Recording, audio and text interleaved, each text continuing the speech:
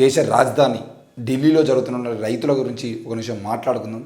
ఎందుకంటే ఈ దేశంలో రామరాజ్య స్థాపన కోసం కృషి చేస్తున్నటువంటి బీజేపీ పార్టీ కానీ మోడీ కానీ వీళ్ళందరూ కూడా ఆర్ఎస్ఎస్ బజరంగ్ దళ్ ఎవరి పేర్లు తీసుకున్నా రామరాజ్యం రామరాజ్యం అంటూ రామరాజ్యాన్ని నిర్మిస్తామని చెప్తున్నారు. మరి రైతు రాజ్యం సంగతి ఏంది? ఈరోజు రైతులు చక్కగా బతకకపోతే రైతులు రోడ్ల మీదకి వచ్చి ధర్నాలు చేసేటువంటి పరిస్థితి ఉండేది ఉంటే ఈ రైతుల జీవితాలని నాశనం చేయాలనుకోవడమే రామరాజ్యం అవుతుందా? మరి రామరాజ్యంలో రైతులు చల్లగా ఉండకూడదా? రామరాజ్యంలో ఈ రైతుల పరిస్థితి ఎవరికి పట్టదా అనే విషయాన్ని ఒకసారి ఆలోచిద్దాం. దాని గురించి మన తెలంగాణ పత్రికలో ఒక ఆర్టికల్ వచ్చింది. రైతులు దేశద్రోహులా, ఎందుకు వారిని దేశద్రోహులాగా చూస్తున్నారు? ఉగ్రవాదుల కంటే హీనంగా ఈరోజు రైతులు మా చట్టాలు మాకు కావాలి, మాకు కావాల్సిన మద్దతు ధర చట్టం మాకు కావాలని చెప్పేసి రోడ్డు మీదకి ఎక్కితే ఎందుకు వాళ్ళని దేశద్రోహులుగా చూస్తున్నారు? పాకిస్తాన్ నుండి వచ్చిన వాళ్ళుగా, లేదు అంటే మీరు అంటున్నటువంటి దేశద్రోహులు అనే పదం ఎవరెవరైతే ప్రభుత్వానికి వ్యతిరేకంగా, ముఖ్యంగా నరేంద్ర మోడీ బీజేపీ ప్రభుత్వానికి వ్యతిరేకంగా మాట్లాడుతున్నారో వాళ్ళ మీద దేశద్రోహం అనే ముద్ర మీరు వేస్తున్నట్లుగా ఈరోజు రైతుల మీద దేశద్రోహులు అనే కుట్రను మీరు ఎందుకు చేస్తున్నారు అనే విషయాన్ని ఒకసారి చూద్దాం. రైతులు మరోసారి తమ డిమాండ్లను దేశ రాజధాని పరిసరాల్లో వీధుల్లోకి రావాల్సి వచ్చింది. వారి డిమాండ్ల మంచి చెడులను అటు ఉంచితే ఈ సందర్భంగా రైతుల గురించి ముఖ్యంగా సోషల్ మీడియాలో పెద్ద ఎత్తున విష ప్రచారం కొనసాగుతుండడం దురదృష్టకరం. ఒకప్పుడు దేశానికి అన్నం పెట్టి రైతులను జై కిసాన్ అంటూ హీరోలుగా చూసిన దేశంలో నేడు ఖలిస్తాన్ మద్దతుదారులుగా చిత్రీకరించే దుస్థితికి దిగజారడానికి మించిన దేశద్రోహం మరొకటి ఉండదు. ఎస్, ఈ దేశంలో జై జవాన్ జై కిసాన్ అనే నినాదాలు ఇప్పటికీ దేశంలో కనీసం జెండా వందనం రోజు అది ఆగస్టు 15 అయినా జనవరి 26 అయినా ఆ రోజు ఏంటిది, ఒకటి స్వాతంత్ర దినోత్సవం ఒకటి గణతంత్ర దినోత్సవం అనే తేడా తెలియకపోయినా కూడా చాలామంది పిల్లలు ఈరోజు జై జవాన్ జై కిసాన్ అని నినాదాలు ఇస్తూ ఆ గ్రామాల్లో తిరుగుతూ ఉంటారు, ఊరేగింపు చేస్తూ ఉంటారు. మరి దేశంలో ఎక్కడికి వెళ్ళినా జై జవాన్ జై కిసాన్ అనే నినాదం కొడతారనే విషయం మనకు తెలుసు. మరి జై కిసాన్ అనే నినాదం ఈరోజు ఎందుకు వాళ్ళు ఖలిస్తాన్ ఉగ్రవాదులు, ఖలిస్తాన్ మద్దతుదారులు అని చెప్పేసి కాడికి ఎందుకు తీసుకొచ్చారు? ఒక్కరో ఇద్దరు 100 మందో 10 మందో అయితే ఎస్ మీరు అంటున్నట్టు 10 మంది కలిసి ఆడ ఢిల్లీలో ఏదైనా ధర్నా లాంటిది చేసేదంటే వాళ్ళు ఖలిస్తాన్ మద్దతుదారులు అనొచ్చు. కానీ పంజాబ్ హర్యానా నుండి వేలాది మంది రైతులు ఈరోజు ఢిల్లీకి వచ్చి మాకు మద్దతు ధర కావాలి అని చెప్పేసి ధర్నా చేస్తూ ఉంటే ఈరోజు మీరు మద్దతు ధర ప్రకటించిన తర్వాత ఎస్ మద్దతు ధర కోసం మేము చట్టం తీసుకొస్తాము, ఇంకో చట్టాన్ని పార్లమెంట్లో ప్రవేశపెడుతున్నాం అని చెప్పేసి మీరు ప్రకటించిన తర్వాత ఒకవేళ వాళ్ళు అట్నే ధర్నా చేస్తే అప్పుడు మీరు ఖలిస్తాన్ మద్దతు ధరలు అంటారా, దేశద్రోహులు అంటారా, లేదంటే ఉగ్రవాదులు అంటారా, అర్బన్ నక్సలైట్లు అంటారా, మీరు ఏమన్నా కూడా పడతారు. కానీ అసలు మీరు మద్దతు ధర చట్టాన్ని తీసుకురాకుండా ఈరోజు వాళ్ళ మీద ఖలిస్తాన్ ఉగ్రవాదులు ఖలిస్తాన్ మద్దతు ధరలు అని చెప్పేసి చెప్పడం సిగ్గుచేటు. ఇకపోతే నరేంద్ర మోడీ ప్రభుత్వం 2020లో తీసుకొచ్చిన వివాదాస్పదమైన 3 రైతు చట్టాల పట్ల చెలరేగిన రైతుల ఆగ్రహ జ్వాలలు సుమారు సంవత్సరం పాటు తీవ్ర నిరసనలకు దారితీయగా స్వయంగా ప్రధానమంత్రి జోక్యం చేసుకుని ఆ చట్టాలను ఉపసంహరించుకుంటున్నట్లు పార్లమెంట్లో ప్రకటించడంతో ఉపశమనం లభించింది. ఈ సందర్భంగా కనీస మద్దతు ధరకు చట్టబద్ధత కల్పిస్తామని హామీ ఇచ్చినప్పటికీ గత 3 ఏళ్లలో ఆ దిశలో ఎటువంటి ప్రయత్నం జరగకపోవడంతో రైతులు అసహనానికి గురవుతున్నారు. తిరిగి ఇప్పుడు చెలో ఢిల్లీ పేరుతో రైతులు ఉద్యమిస్తున్నారు. ఇప్పుడు రైతులు కొత్తగా ప్రభుత్వం ముందుకు ఈ డిమాండ్లు తీసుకురావడం లేదు. ఎన్నికల ముందు ప్రతిపక్షాలు వీరిని రెచ్చగొడుతున్నాయంటూ బాధ్యతారహితంగా వ్యాఖ్యలు చేస్తున్నారు. నిజంగా ప్రతిపక్షాలకు అంతటి బలం ఉంటే ఎన్నికల్లోనే తమ ప్రతాపం చూపే ప్రయత్నం చేసేవి కదా.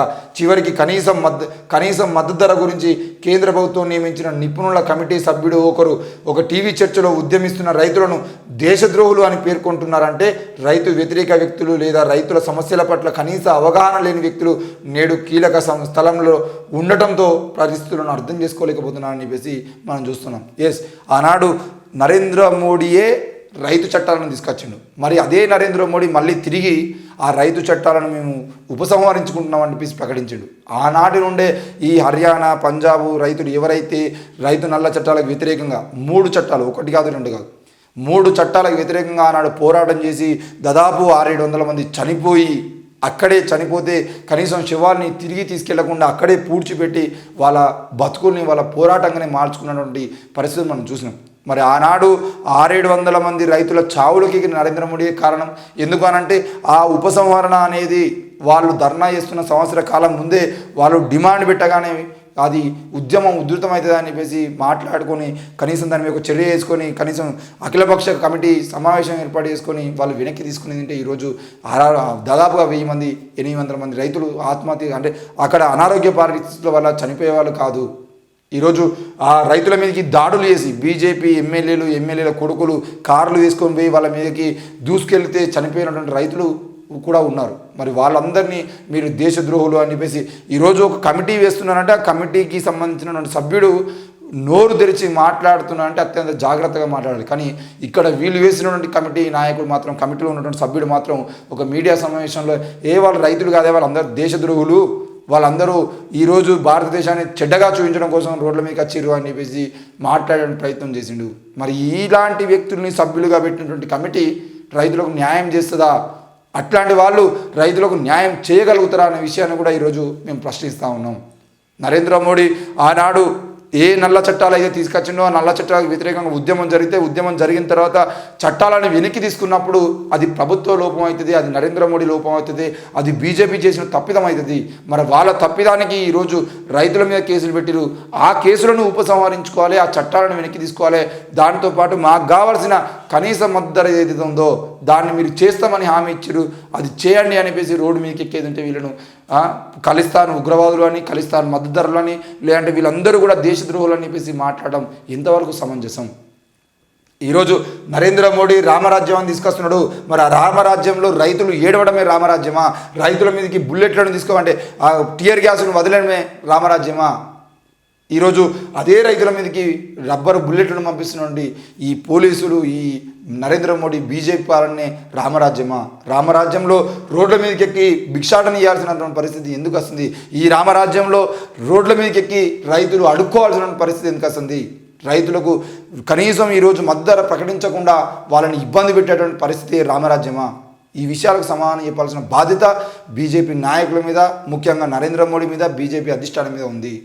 మరి రేపు లోక్సభ ఎన్నికల సందర్భంగా వీళ్ళందరినీ ప్రతిపక్ష పార్టీలు ఎగేసి ప్రతిపక్ష పార్టీలు వీళ్ళతో ధర్నా చేపిస్తున్నాయంటే అసలు వాళ్ళు ధర్నా చేయాల్సినటువంటి పరిస్థితులు నువ్వు ఎందుకు కల్పించినవు? ఈరోజు మాట్లాడితే ఒక్కొక్క నాయకుడు ఇష్టం ఉన్నట్టు మాట్లాడుతున్నా కనీసం సిగ్గుండాలి కదా. ఈరోజు రైతులతోని ఒక వ్యక్తి ప్రతిపక్ష నాయకుడు రాహుల్ గాంధీ చేపిస్తున్నాడు అనుకోండి. లోక్సభ ఎన్నికల్లో రాహుల్ గాంధీ దాదాపుగా 400 సీట్లు గెలవాలనే ఆలోచనతో ఉన్నాడు. బీజేపీ ప్రభుత్వం పడిపోయేటువంటి పరిస్థితుల్లో ఉంది. అందుకే ఈరోజు రైతులను తీసుకొచ్చి మీ ముందు పెట్టేటువంటి ప్రయత్నం చేస్తున్నాడు అని చెప్పేసి అనుకుందాం.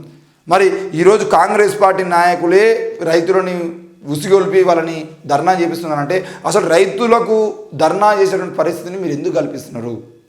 మీ దగ్గర తప్పు పెట్టుకొని వాళ్ళు ఉద్యమం చేస్తుంటే వాళ్ళకి తీసుకుపోయి ప్రతిపక్షాల మీద నెట్టేటువంటి ప్రయత్నం కాదు.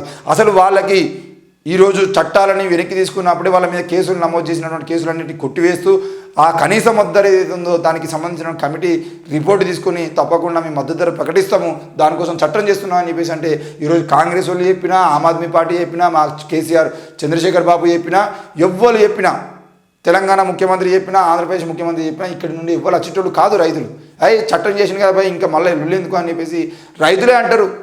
మరి అట్లాంటి పరిస్థితులను చూడకుండా ఈరోజు రైతులు రోడ్ల మీకు వచ్చిన తర్వాత వీళ్ళ మీదకి ఖలిస్తాన్ ఉగ్రవాదులను ముద్ర వేయడం సిగ్గుచేటు.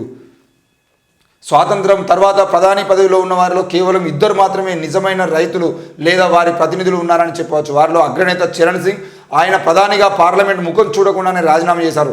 ఆ తర్వాత హెచ్డి దేవేగౌడ 11 నెలలకు మించి పదవిలో ఉండలేకపోయారు. మిగిలిన ప్రధానులందరూ కూడా ఎవ్వరికి రైతుల సమస్యల పట్ల సరైన అవగాహన లేకపోవడంతో వారి సమస్యలను కార్పొరేట్ సంస్థల ప్రయోజనాల దృష్టిలో చూస్తున్నారు. అయితే ఇందిరాగాంధీ ప్రధాని పదవి చేపట్టగానే మొదటిసారిగా అమెరికా పర్యటన వెళ్ళినప్పుడు ఓ భిక్షపాత్రతో భారత్ ప్రధాని అమెరికాకు వచ్చారు అని అక్కడి మీడియా పతాక శీర్షికతో వార్తలు రాయడంతో ఆమె అవమానంగా భావించారు. వెంటనే భారత్లో ఆహారోత్పత్తులు పెంచాలని దృఢమైన నిర్ణయం తీసుకొని ఆహార విప్లవంను పట్టుదలతో సాధించారు. ఈ సందర్భంగా అధిక దిగుబడి వంగడాలను రూపొందించడంలో ఆమెకు బాసటగా ఎంఎస్ స్వామినాథన్, మొన్ననే భారతరత్న తీసుకున్నటువంటి ఎంఎస్ స్వామినాథన్ గారు కూడా మరి నిలిచారు. ఈరోజు ఈ మధ్య ప్రధాని మోడీ దేశ అభివృద్ధికి 4 కులాలు తనకు ప్రాధాన్యం అంటూ యువత, మహిళలు, పేదలు, రైతులు అని చెప్పడం ద్వారా రైతుల అభ్యున్నతే తన ప్రాధాన్యతగా వెల్లడించారు. అయితే 2022 నాటికి రైతుల ఆదాయం రెట్టింపు చేస్తానని ప్రకటించిన ప్రధాని ఇప్పుడు ఆ విషయం గురించి మాట్లాడడం లేదు.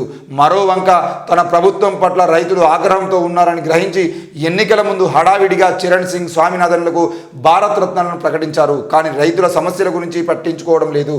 పశ్చిమ ఉత్తరప్రదేశ్లోని రైతులలో ఇప్పటికీ విశేషమైన ప్రభావం గల చరణ్ సింగ్కు భారతరత్న ప్రకటించడంతో పార్లమెంటుకు సొంతంగా ఎన్నిక కాలేక ఇబ్బంది పడుతున్న ఆయన మనవడు జయంత్ చౌదరి ఇండియా కూటమి నుండి నిష్క్రమించి ఎన్డీఏ కూటమిలో చేరుతున్నట్లు ప్రకటించారు.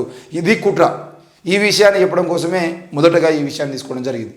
చరణ్ సింగ్కు అలాగే ఎంఎస్ స్వామినాథన్కు భారతరత్న ప్రకటించగానే ఈ దేశంలో ఉన్నటువంటి చాలామంది గొప్పగా అసలు రైతుల గురించి ఆలోచించే వ్యక్తులకు మనం అది ఇచ్చినాం ఇది ఇచ్చినాం అని చెప్పుకుంటున్నాం అని చెప్పేసి అనుకుంటున్నాం. కానీ ఈరోజు రైతులకు వ్యతిరేకంగా ప్రభుత్వం కొనసాగుతుంది. రైతు వ్యతిరేక చట్టాలను తీసుకొస్తున్నాయి. రైతుల ప్రాణాలు తీసే చట్టాలను తీసుకొస్తున్నాయి. ఈ దేశంలో రైతులు పండిస్తున్న పంటను మొత్తాన్ని అంబానీ, అదాని చేతుల్లో పెట్టడం కోసం చేస్తున్న కుట్రలు ఏవైతున్నాయో వాటికి వ్యతిరేకంగా ఈరోజు రైతులు దేశవ్యాప్తంగా రైతులు అంటే ఉద్యమాలు చేస్తున్నారు. ఆ ఉద్యమాల్లో భాగంగా ఈ దేశ ప్రధానుల్లో కేవలం ఇద్దరు మాత్రమే ఈ దేశం గురించి ఆలోచించారు. అందులో ఒకరు చరణ్ సింగ్. మరి ఆ చరణ్ సింగ్ అనే వ్యక్తి కనీసం పార్లమెంట్ మొహం చూడకుండా రాజీనామా చేసినటువంటి వ్యక్తి, ఆయనకు కనుక మనం ఒకవేళ భారతరత్న ఇస్తే ఆయన మనవడు మన పార్టీలో చేరుతాడు. మరి ఈరోజు రైతుల గురించి మాట్లాడేటువంటి క్రమంలో కేవలం చరణ్ సింగ్ పేరు మాత్రమే బయటకు వస్తుంది. కాబట్టి ఆ చరణ్ సింగ్ మనవడే, ఆ చరణ్ సింగ్ మనవాడు జయంత్ చౌదరి మన పార్టీలో ఉంటే బాగుంటుందని చెప్పేసి ఆయన ఇండియా కూటమిలోకి వెళ్ళి ఎన్డీఏ కూటమిలోకి చేర్చుకున్నారు. చరణ్ సింగ్కు భారతరత్న ఇచ్చినంత మాత్రానో లేదంటే ఎంఎస్ స్వామినాథన్ లాంటి రైతులకు వరి వంగడాలను తీసుకొచ్చినటువంటి ఎంఎస్ స్వామినాథన్కు భారతరత్న ఇచ్చినంత మాత్రానో ఈ దేశంలో ఉన్న రైతులు బీజేపీని నమ్మేటువంటి పరిస్థితి లేదు. అది ఎంత దారుణం అంటే కేవలం ఎంఎస్ స్వామినాథన్కు చరణ్ సింగ్ ఇద్దరికి కూడా ఈ రైతులకు సంబంధించిన విషయంలో మా ప్రభుత్వం చాలా గొప్పగా చేస్తుంది, రైతుల అభివృద్ధి కోసం మేమే పనిచేస్తున్నాం అనే విధంగా వాళ్ళు చూయించుకోవడం కోసం మాత్రమే ఈరోజు రైతు నల్ల చట్టాలని తెర మీదకి రాకుండా ఉండడం కోసం మాత్రమే రైతుల అభ్యున్నతి కోసం పోరాటం చేసినటువంటి ఈ చరణ్ సింగ్కు ఎంఎస్ స్వామినాథన్కు భారతరత్న ఇచ్చి మొత్తం ప్రజల్ని డైవర్ట్ చేయాలనే ఆలోచనకు వచ్చిర్రు. మరి ఇంతటి దారుణమైనటువంటి పరిస్థితి, ఇంతటి సిగ్గుమాలినటువంటి పాలన ఈ నరేంద్ర మోడీ చేస్తూ ఉంటే మనమేమో నరేంద్ర మోడీ దేవుడు అని చెప్పేసి ఇక్కడ బండి సంజయ్ లాంటి వాళ్ళు మాట్లాడుతూ ఉంటారు. రైతులకు మీరు మద్దతు ఇస్తున్నారా, రైతులకు వ్యతిరేకంగా మీరు మాట్లాడుతున్నారా? బండి సంజయ్ చెప్పాలి, కిషన్ రెడ్డి చెప్పాలి. ఈరోజు ఇక్కడ ఉన్న తెలంగాణ రాష్ట్రంలో ఉన్నటువంటి రేవంత్ రెడ్డితో పాటు రేవంత్ రెడ్డి కానీ, కేసీఆర్ కానీ, కేటీఆర్ కానీ, హరీష్ రావు కానీ, బండి సంజయ్ కానీ, కిషన్ రెడ్డి కానీ, ధర్మపురి అరవింద్ కానీ, రఘునందన్ రావు కానీ వీళ్ళందరూ కూడా ఈరోజు రైతులు అడుగుతున్నటువంటి మద్దతు ధరను మీరు ప్రకటిస్తారా? మీరు రైతులకు అండగా ఉంటారా లేదా ప్రకటించండి. ఒకవేళ కనుక రైతులకు మద్దతు ధర అవసరం లేదు అని అంటే బహిరంగంగా చెప్పండి. ఈరోజు మీరు నోర్లు మూసుకొని కూర్చుంటున్నారంటే తప్పకుండా మీ మౌనం వాళ్ళకి వ్యతిరేకంగానే అనే అర్థాన్ని కూడా ఇస్తుంది అనే విషయాన్ని మేము తెలియజేస్తూ ఉన్నాం. రైతు నల్ల చట్టాలకు వ్యతిరేకంగా ఆనాడు వాళ్ళు ఉద్యమం చేసి వాళ్ళ చట్టాలని వెనక్కి తీసుకొచ్చుకునే విధంగా వాళ్ళు ఉద్యమం చేసారు, సక్సెస్ అయ్యారు. మరి ఈరోజు మళ్ళీ తప్పకుండా అటువైపు భారత్ న్యాయ్ జోడో యాత్ర ఆయన చేస్తున్నాడు, రాహుల్ గాంధీ చేస్తున్నాడు, దానికి మద్దతుగానే వీళ్ళతో చేపిస్తున్నాను అని చెప్పేసి మీరు ఎన్ని మాటలు చెప్పినా కూడా జనాలు ఎవరు నమ్మరు. దయచేసి ఇప్పటికైనా బీజేపీ ప్రభుత్వం ఆలోచించి తప్పకుండా వాళ్ళ మీద కేసులు కొట్టివేయాలి. దాంతోపాటు రైతులకు సంబంధించిన విషయంలో మీరు రామరాజ్యం పేరుతో రైతుల మీద చేస్తున్నటువంటి దాడులు ఏవైతున్నాయో ఆ దాడులు మేము ఖండిస్తున్నాం. ఎట్టి పరిస్థితుల్లో కూడా రైతులకు సంబంధించినటువంటి మద్దతు ధర చట్టాన్ని వెంటనే అమలు చేయాల్సిన బాధ్యత బీజేపీ పార్టీ మీద ఉందని కూడా తెలియజేస్తూ ఉన్నాం.